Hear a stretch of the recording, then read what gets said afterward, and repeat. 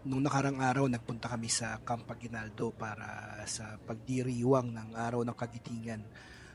Isa ito sa pinakamahalagang araw para parangalan ang ating mga bayani at mga pamilyang naiwan nila. Unang tip ko sa mga ganitong event, no, start strong with a wide establishing shot. Yung venue, yung mga people na dumarating, kailangan ipakita mo agad kung saan at ano ang nangyayari. After ni Pangulong Marcos dumalo dun sa programa sa Bataan, nagpunta naman siya dito sa Camp Aguinaldo para sa paggunita sa mga bayani. Dito ibinahagi ang Special Financial Assistance or SFA checks mula sa Office of the President. Para sa mga beneficiary na hindi pa nakatanggap ng unang dalawang tranches, makakatanggap sila ng total na 500,000 pesos.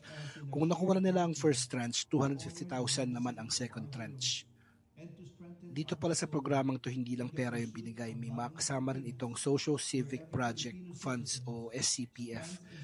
Ito yung support para sa mga communities ng ating bayani, mga pamilya nila. Long term to, education, livelihood at support projects. Sa mga ganitong klaseng coverage, marami kang pwedeng maging kuha. Nandyan yung pag inaabot yung cheque, yung emosyon na mararamdaman nila, dapat ma-capture mo yon, yung reaction ng mga pamilya. Maya-maya lang dumating ng Pangulong Ferdinand Marcos Jr. para magbigay ng kanyang mensahe.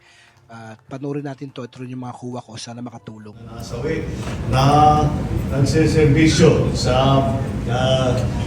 nagsiservisyo para sa kanilang bansa at sila ay pinusta hanggang sa buhay nila upang ipagtanggol ang ating minamahal na bansa, ang ating mga ipagtanggol ang ating minamahal na mga kababayan.